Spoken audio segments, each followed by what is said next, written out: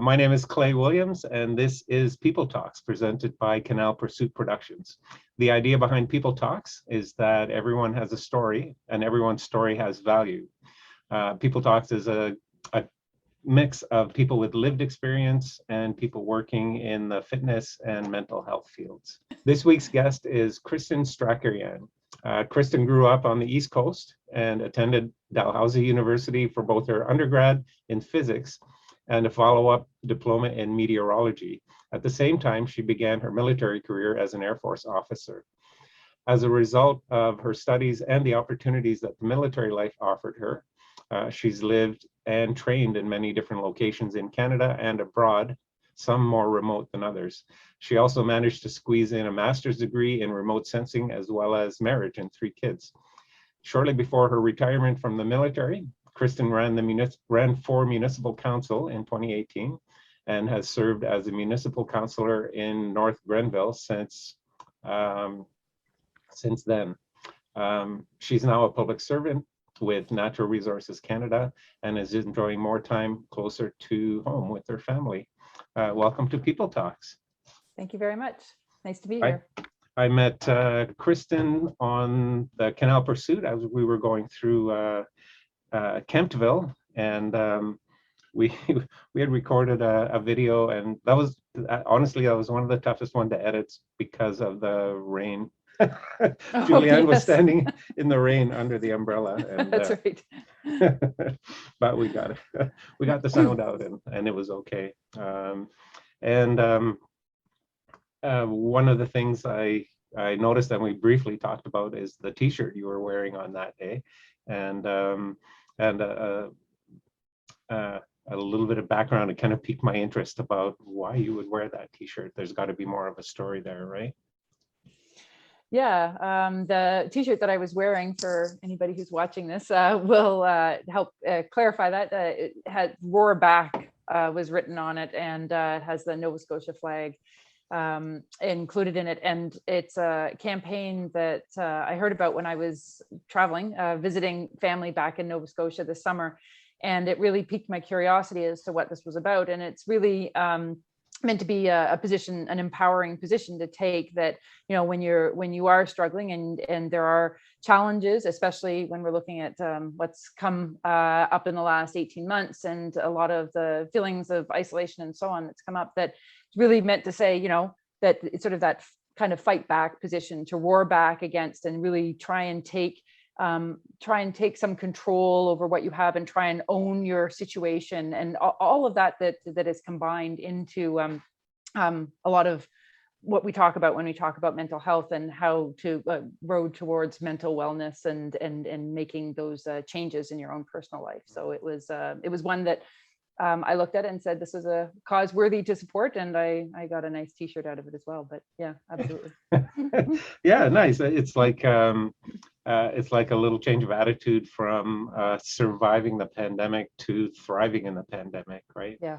One of my favorite little inspirational videos when I'm in the middle of February, when I wake up and I'm debating whether to put my running shoes on to go for my training run. I watched this little video, and one of the lines in the video is, "You're a lion in a field of lions." So we're not. If we sit back, we'll get pushed over, right? So roar back is. I think that's an awesome line and a good way to go for sure. So your diploma in meteorology, I hadn't known that before. That's kind of cool. So years ago when I was a kid, I was in Air Cadets and took ground school, and so I have a very rudimentary understanding of meteorology, and I even remember a couple of the names of clouds, but that was a long time ago. I didn't do Air Cadets, but I did get my glider's license when I was in high school, when I was 16 years old, and that was really where I was interested in meteorology, because of course when you're in a glider, you're very much linked to what's going on in the atmosphere and so on. Sure. So there was a connection there, and I happened to pursue it later on, not as part of a plan, just as it came up as an Mhm. opportunity. So it was Yeah. very interesting. Yeah, that's neat. My father towed me for my first solo flight in a glider. It was kind of Oh, neat. nice. Yeah. So with your military background, we had a little chat earlier before I hit the record button. We talked a little bit about my background and the start of my mental health advocacy is kind of linked to 2014 and a lot of media coverage about our military and first responders struggling with PTSD and high suicide rates, and that has definitely stayed in the news. And I think there's been a fairly big movement and some limited success so far in getting rid of the stigma around mental health issues. But we definitely still have a lot of work to do, and I'm happy to be able to, or if I'm able to be of any help at all with any of the struggles that our military are going through. And you've got a little, I wouldn't say history, a little background or a little knowledge about that, right? Yeah, so I think I was in the military for 25 years. And when I look back at where the discussion or lack of discussion really was around mental health when my career started, that's not how we were sort of trained, right? Mhm. You start your career on basic training, and weakness of any sort, physical, mental, any sort of weakness is really frowned upon. And it was not obvious to me at the time that there was that sense of you just have to be the toughest person in the room, but inevitably that is how the training goes. And there is good reason behind where you want to be able to send you want to be able to send troops in and not be fearful throughout the whole process, and they want to be able to go forward. But at the same time, there wasn't an acknowledgement of the impact of always being the tough guy in the room, so to speak, or when you do go into conflict zones, what the impact is on the individual. And we weren't really thinking about it that way. And for sure, we had seen through various conflicts, people would come back and they weren't the same. Things had changed. I think suicide was always an issue, but it wasn't talked about. And it wasn't talked about in society in general, I don't think. And then several high profile pieces come out, and there are, we were talking about Robin Williams, and people start talking about that, and Kate Spade, and there was a series of people in very prominent positions where the conversation opened up a little bit more for the public in general. And the military was going through its own understanding of what it meant to address mental health and mental health issues, especially as we'd already been in Afghanistan for 10 plus years. And so people were seeing a lot more direct conflict, were far more engaged in that.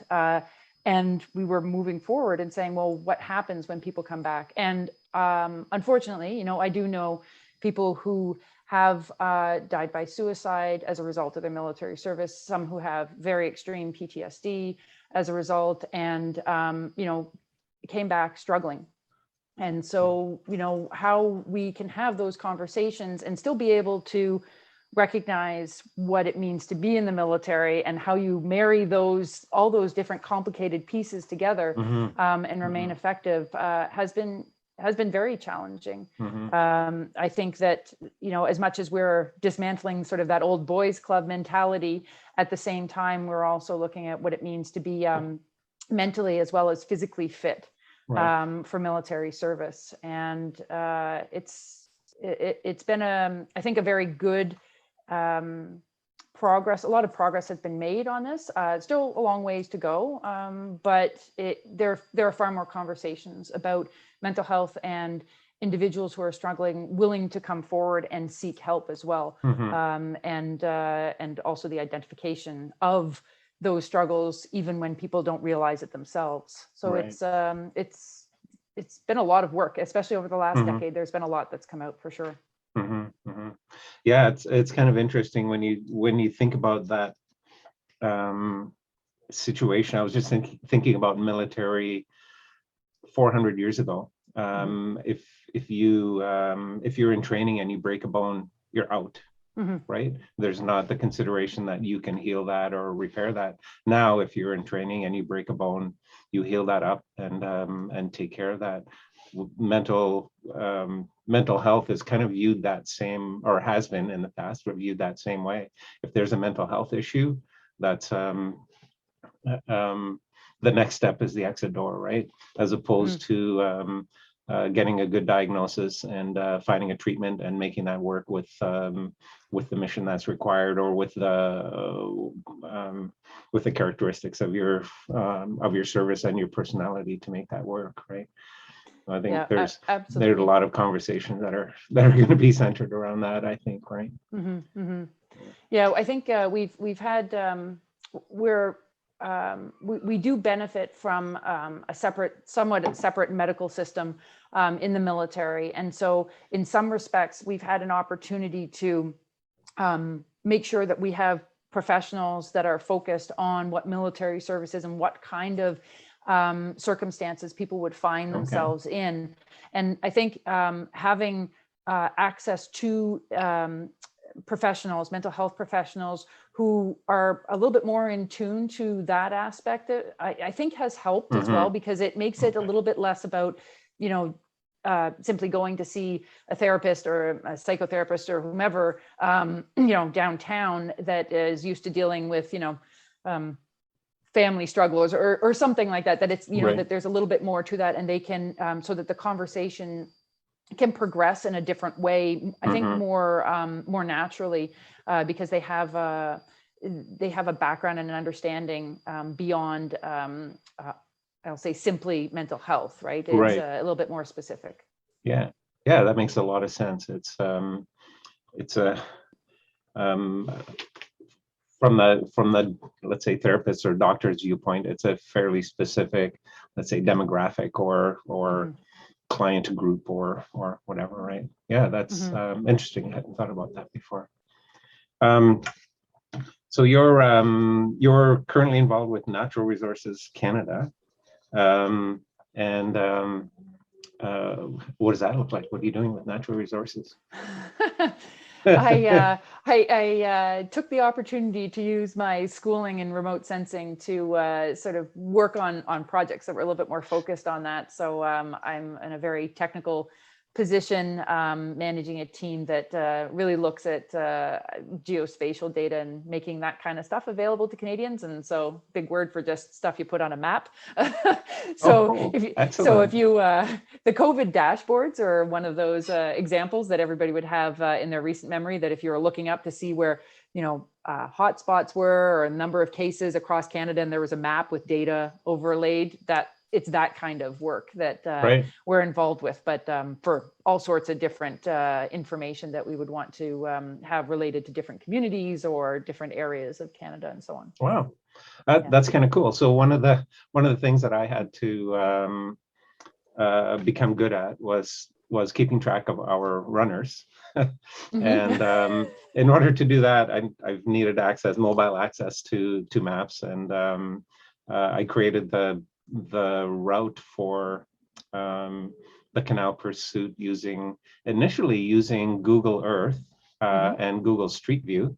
I found out early on, if you look at a satellite view of, for example, a secondary road with a farm field driveway, that from a satellite view, you can't see a gate across the driveway. Right. But you can see that from Street View.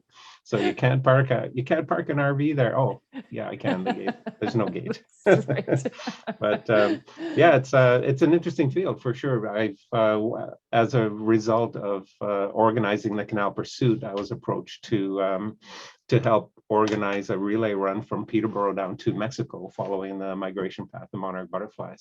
Oh wow! So I put together a 4,300 kilometer running route with 478 stops along the way. No big deal, right? Piece of cake. It was the slowest loading file on my computer, I think. Anyway, yeah, it's an interesting area, and there's the technology is just getting more easy to use and more accessible every day, right? Yeah, absolutely. No, there's a there it seems to be it comes along in leaps and bounds, and all of a sudden you realize that something that you thought was cutting edge is no longer, and it seemed like just yesterday that that's what you were using. So there's a lot of fluidity and a lot of movement to it as well, which keeps it interesting. I think the opportunities are there, and it's proven to be quite interesting, different from my military work for sure, but very interesting. So yeah. Cool. So what kind of work were you doing in the military? Wait, say that was James Bond, top secret spy. That'll be the short answer, right? Yeah, that's right. Yeah. If I told you, I'd have to kill you. Yeah, so, well, funny enough, I was involved for the latter part of my career with the intelligence world. You know, remote sensing. Remote sensing is satellite imagery, and at its core, what most people will be familiar with. But you know, I sort of covered the whole range from you know, handheld cameras to airborne surveillance kind of systems, all the way up to working with and for folks who really would analyze satellite imagery for a variety of different reasons. So, so it covered a lot of that. It has a nexus with this conversation about mental health, though, because one of the things that's changed in how we'll say how we fight wars and when we go into battle is drone technology.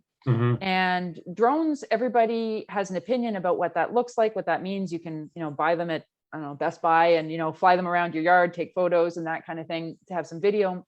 But when you think about it in the military context, drones go over areas, but there's always a person in behind the drone and is looking at videos and so on. And so what has actually come out over the last decade plus is what is the impact on somebody who may be thousands of kilometers away, viewing video feed and making decisions when you're removed from a particular area and a conflict that's happening, and having to make decisions from that what you're seeing. And there's a lot of fairly recent study that's gone into looking at what that means, because I guess the older philosophy would have been, if you're not troops on the ground or you're not immediately in the area, then how can you really be impacted by what's going on? And, you know, there's a bit of this thought of, well, it's just like playing a video game. And it is, except it's real, you know, like that, you know, there's a real impact. And so I think there a lot of conversation has happened about what that means. How do you address that? What does it look like to be, even if you're just flying over an area and you're going over it, and, you know, even if you're not making any decisions on the fly and it's, you know, just surveilling, you are receiving all sorts of information. And you know, how do you make it more manageable for people to do this? You know, what does a shift look like, even, right, for somebody to be, you know, in this sort of video game mode and receiving all this information and processing it? If you can't do that for 12 hours straight and day and day and day, you know, what does a normal shift look like? How do you refresh? How do you give people a mental break in order to be able to handle that? So there's a lot that's gone on that side. And my most recent experience was in that environment and just what people were involved with. And I think even within that idea of looking at satellite technology, satellite imagery and so on, there were a lot of people in that, in my direct surrounding, and people who worked for me on my team or were my peers, that had spent who had spent a significant amount of time overseas in Afghanistan, and what it was that they brought home. I can segue into a bit of a more personal connection to this, if that makes sense to you. Yeah, for sure. Yeah. And so you know, my bio reads like, you know, this was a great life. I've, you know, had gone to university. I've had degrees. I've, you know, still married, up to the first husband, so only husband, I think, is where we're going to go with that. Yeah. And, you know, I have 3 kids. It's been, you know, a very good family life, and on paper, that is how my life has played out. And so when I'm thinking it was 5 years ago now, maybe even a little bit less than that, I was doing a lot of things. I was taking a senior officer's course, which is one of these ones sort of meant for promotion further into your career.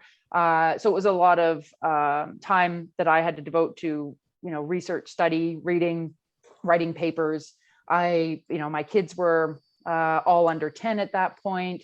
I, was working full time. I was moving towards, thinking about whatever else was, going on. I don't think I was quite at the stage where I was looking at the counselor job yet, but there was, there were quite a things at play. And I was always very good at managing many different things, big tasks, do this, move there, and all that. And I was writing a paper, and I was at a deadline. I was almost past that. I went to the library, and my daughter came with me while I finished off this paper, sent it. I got home. I thought that was great. I got out of the car and I collapsed in the driveway. Mm. And at the time, I honestly thought I was having some sort of a seizure or something. I went right away to the position of it was a physical issue. Right. And I spent what turned out to be effectively 2 months on the couch trying to figure out what the physical issue was. A whole myriad of tests. Everything from Lyme disease to brain tumors to everything that could possibly imagine, blood tests. Yeah. We have access to all of those tests, right? Physical tests are obvious, right? Like, let's draw more blood, let's do another scan and all that. And then about 2 months in, I was very fortunate to have, as part of the medical team that I sort of had regular appointments with in a normal context, a nurse practitioner who said, have you thought that maybe it's more mental than it is physical? And I went, I don't know. Like, I don't think that's not, I guess it's not me, right? Is what came to my mind. But at that point I was really struggling. And so I decided I'll give it a go. I'll go and talk to one of our mental health professionals.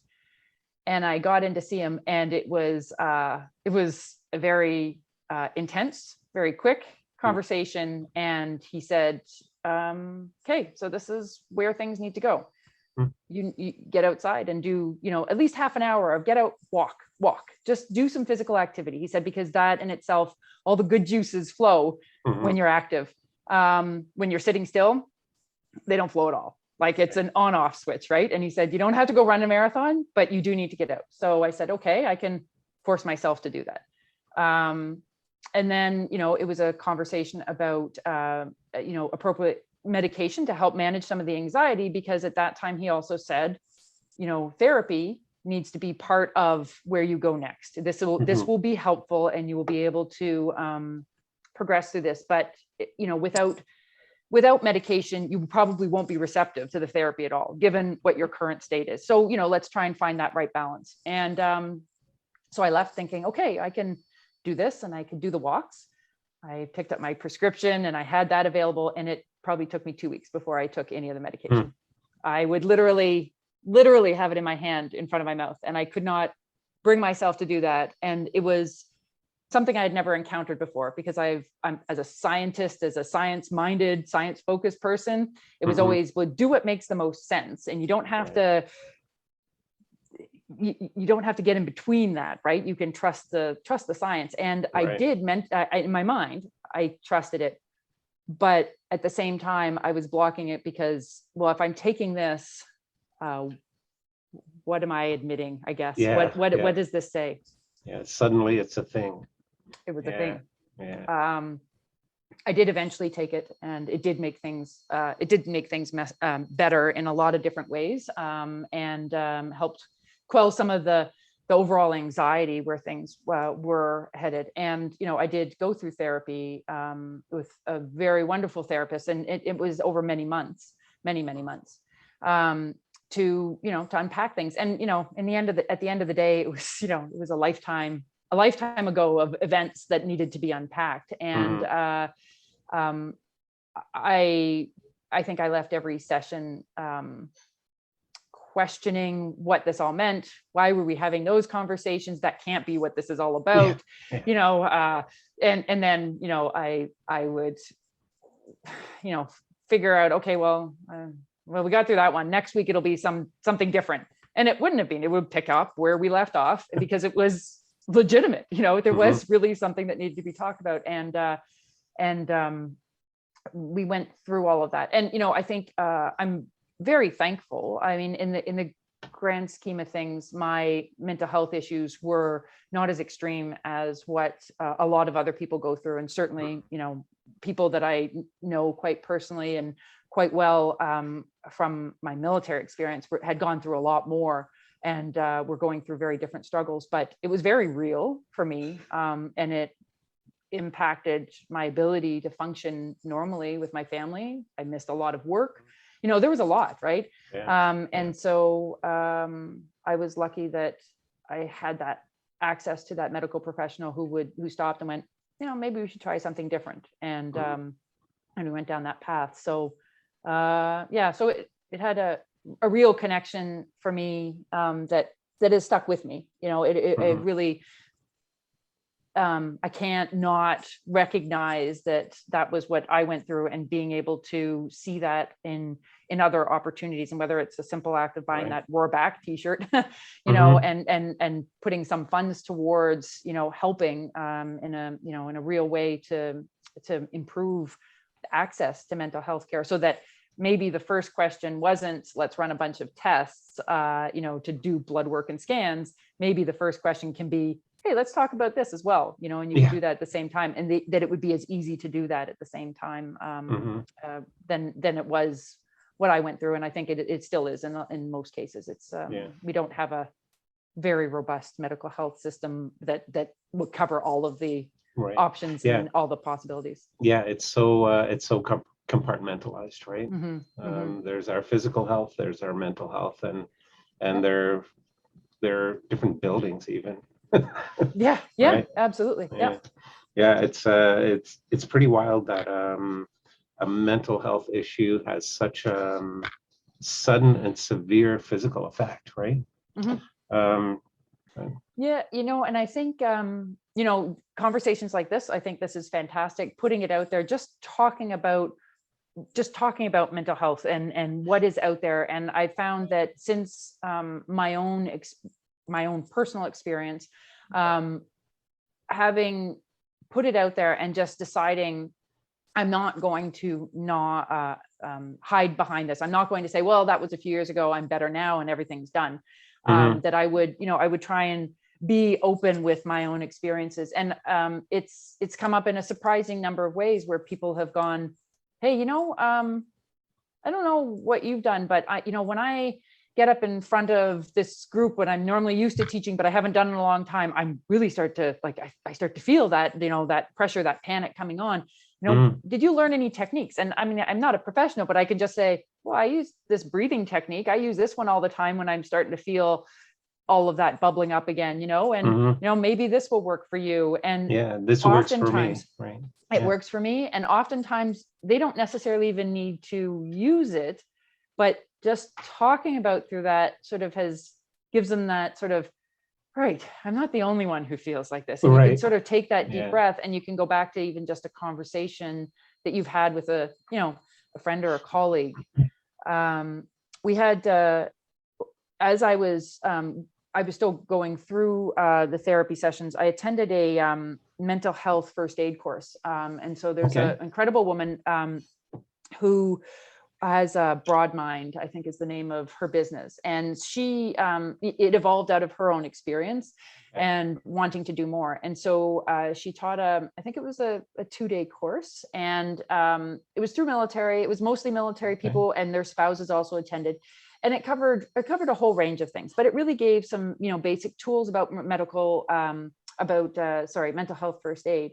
And a couple of the takeaways that came out of that was, you're given a certificate at the end of the course, and you're encouraged to put it up on your cubicle wall or your office wall or whatever you have, because by doing that, you're sort of already opening the door for that conversation.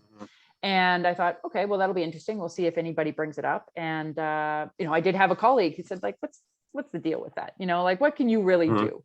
And we just talked about what I had learned, what I thought about, what my experience was. And it was interesting because it was, realized that this was not a conversation that he had ever really had certainly not in the military context or at work, to just be able to say, well, it's, let's just call it what it is and be able to just chat. It's nothing formal. There's nothing, nobody's keeping any records.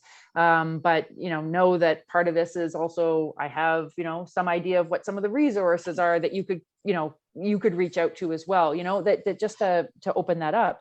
And it was about reducing stigma. And that's really what the whole point of it was, if we talk about it, it's no longer a big scary monster that's hiding in the corners. If you have the opportunity to talk about things, because then it's identifying it, it's recognizing it, and then trying to take those next steps. If you don't recognize that there's something to discuss, then it just sort of always stays in the shadows, right? And never gets addressed. Yeah. One of my hopes after doing the first canal pursuit and running like day and night for a week, I thought that was like really hard. And I couldn't do that again. But one of the things I discovered,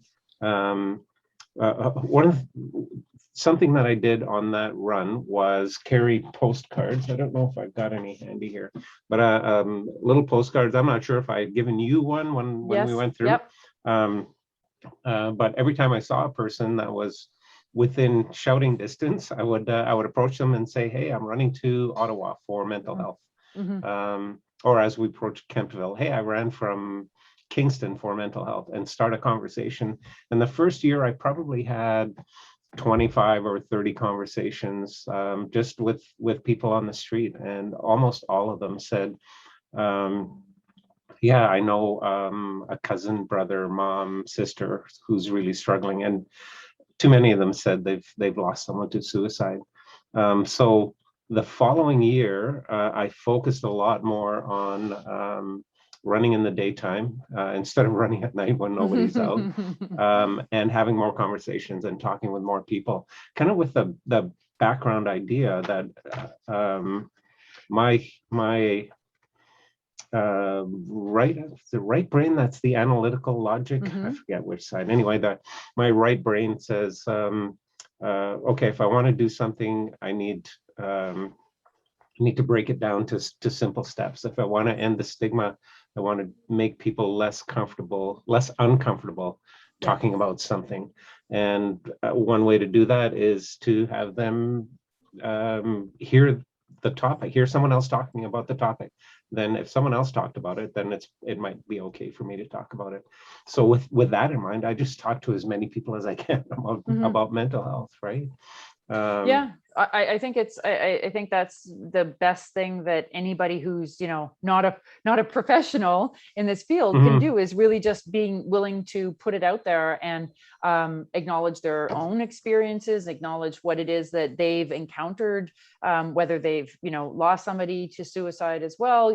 Just being able to put words to things means that you're willing to acknowledge that it's there. And I think at some level, everybody encounters something throughout their life. Like, it doesn't have to be a full-on mental health crisis, but everybody deals with things. And there's varying, there's a scale, right, of where you are. There's all sorts of ways to depict it. And then there's conversations about what your window of tolerance is, all these things. And sometimes you can take on the world because your window is wide open and nothing phases you. And then sometimes things accumulate and then you can't handle some of the most, benign things that you wouldn't have had an issue with. And so it's just talking about, hey, this is fluid.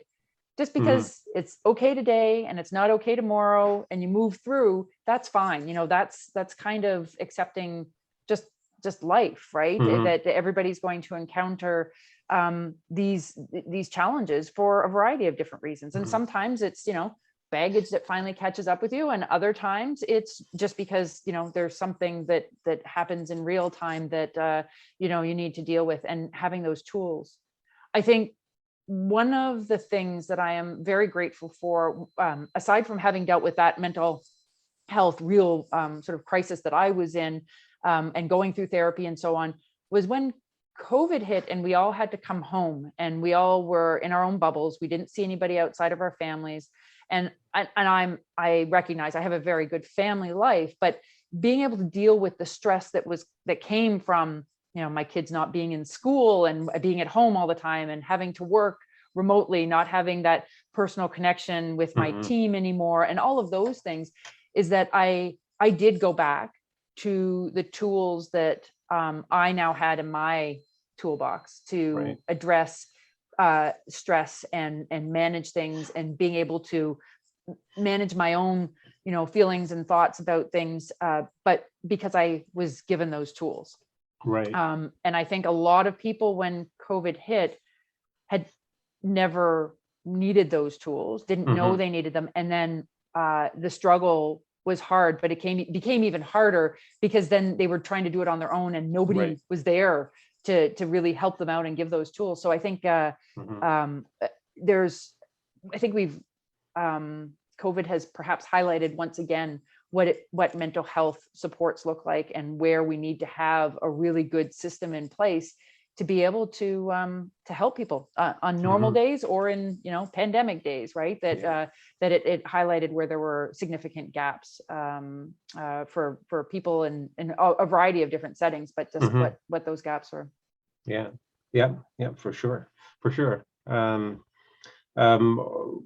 Mental health first aid that you talked about, People Talks episode 19 that aired October 10th, I think. Okay. Yes. Thanksgiving weekend is with Suzanne Witt Foley, who has been a mental health first aid instructor for a decade now. Oh, wow. I hadn't heard about mental health first aid until I think January or so this year, but I'm looking forward to getting together a group of people and taking the course. I've heard it's really good. It is very it's very empowering, I think, and it's very eye-opening. There were so many things that I can't remember everything about the course, and as we're talking about it, I'm trying to remember some of the key parts to it. But for sure, later on tonight, I'll remember. I'm like, yeah, then there was this other point, because there's so much to consider. The other thing that came up, and we touched on about physical health and mental health. She said, like, if you break a leg, you go and get that looked at. So we should be treating them the same. Physical health, mental health, it's all part of a package deal, right? That we're more complex as humans. We're not just our physical parts, all sort of glued together. We have another part to us that needs to be addressed. And one of the other parts that she talked about was, you go to the doctor for checkups. Would you think to go to a therapist for checkups and routine visits, even when you aren't in a crisis? And she said, like, we're not there yet. We're nowhere near that idea of you would just book an appointment to check in and, do some of a quick checkup to see, do I need more of this more frequently, or can I go a little bit longer? Right. And so we approach that from a position of a deficit always, right? Absolutely. Yeah. You have to wait until until something has failed or you feel broken before you would actually go get any assistance. And it's like, I think that there's opportunity to certainly address things before you get to that stage. But it gave me a lot to think about anyway, about just where things are at and what you can hope to see changes in and whatnot. Yeah. We talked about remote sensing and drone pilots and the mental health concerns there, or the mental health aspect of that, let's say. And I can imagine it's got to be a sensitive area, because there's a benefit to being emotionally detached, but there's a risk to being completely emotionally detached, right? Yeah, so that's going to be a sensitive area to explore for sure. It's always a challenge to, it's sort of the idea of a soldier versus a human kind of thing. It's almost like you can't have both, right? Like you don't want to be too human, because then you have emotions and feelings about things, but to have somebody that really is not, means that you're you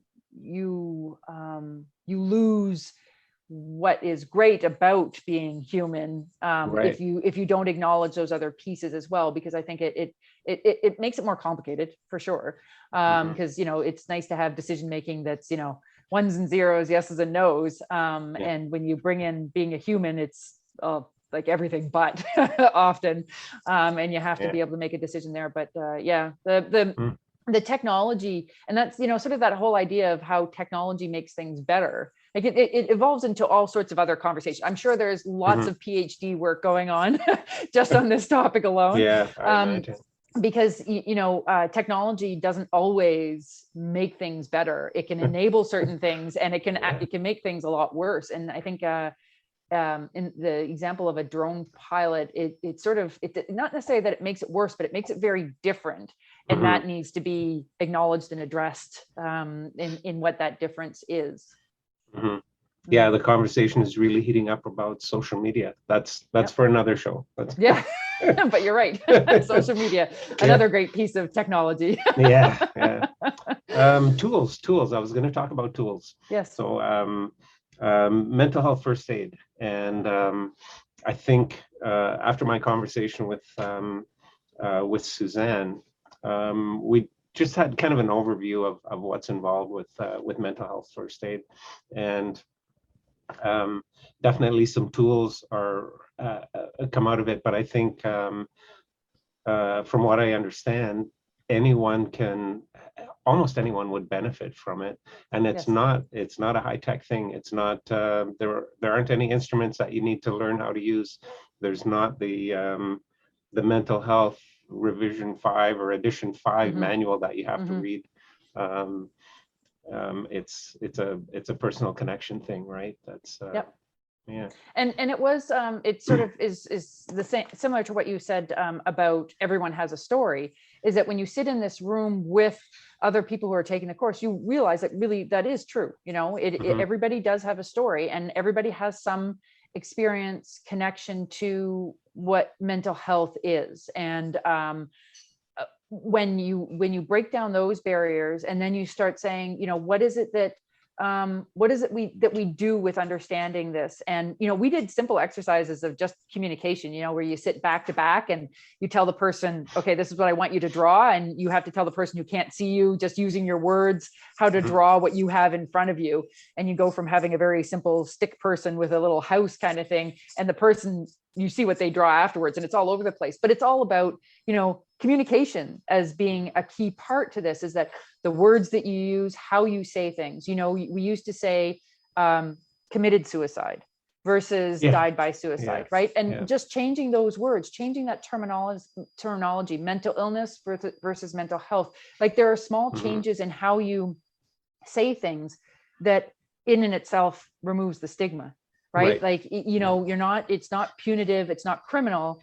It's, this person died by this the same way as you would say somebody died of cancer or something like that. It puts it into that same category as physical health as well. We're using similar words to express the same thing. And so like that mental health first aid course covered a whole range of topics that you wouldn't necessarily think going in would be useful, but it was a means to an end, right? Let's show you what happens when you do this, and then let's unpack this and put it back into the mental health context. And there is a connection there. Absolutely. And I agree. The mental health first aid course, I think, should be something that is just available for people to take, because I think it would go a long way to increasing the just a general understanding, and to a certain extent the compassion that people have.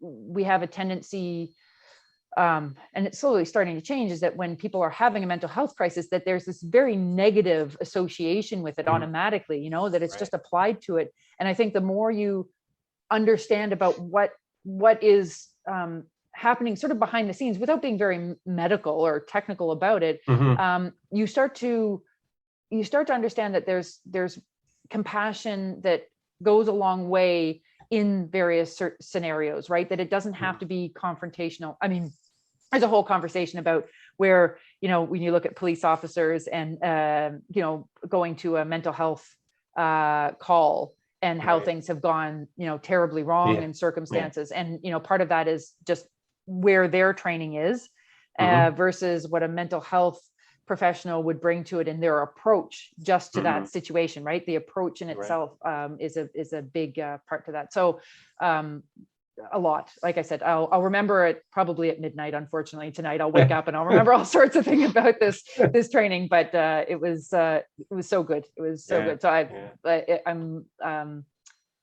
I'm glad that you're considering trying to do this training and bringing some people Mhm. together, because I think you'll Yeah. get a lot out of it. Yeah, Yeah. absolutely. Yeah. It's funny. I know a few people in healthcare, and first aid training is mandatory for them. I mean, regular St. John's Ambulance or Red Cross first aid training. I've taken it for work, and it just makes sense that mental health first aid should be part of that, right? Yep. Yeah, you'd mentioned the terminology around mental health is changing as the stigma is kind of going away. I noticed for the first time, I think probably in the past year, obituaries indicating death by suicide. They never, Nope. there was a sudden death or an unexpected death. Yep. But up until this year, there would never be that word in a, in a newspaper or, in an That's right. obituary. I agree. Actually, it's an interesting point that you raised, because I've come across that a few times in the last year as well, where I've looked at some things and previously, if it wasn't really specific about the circumstances, you had to try and read between the lines and sort of, you were inferring a lot. And I mean, it's changing, right? It's acknowledging the elephant in the room, right? Yeah. And it's part of it. So yeah. I think I have a little blue elephant. That's the elephant in the room. Nice. Mood disorders, elephant in the room campaign. I think we've pretty much covered everything that I can think of right now. Anything that, aside from the thing that's going to come up at 2:00 tomorrow morning? No, I would just like to say thank you for the opportunity to talk with you. I enjoy the conversation with people who want to open up the conversation on mental health. I think it's very important, and I'm glad that the runs that you've planned, and the money that has been raised for that is all very important as well. But having these conversations and being able to put it out there for people to consider on their own time, I think is very important. So thank you for that.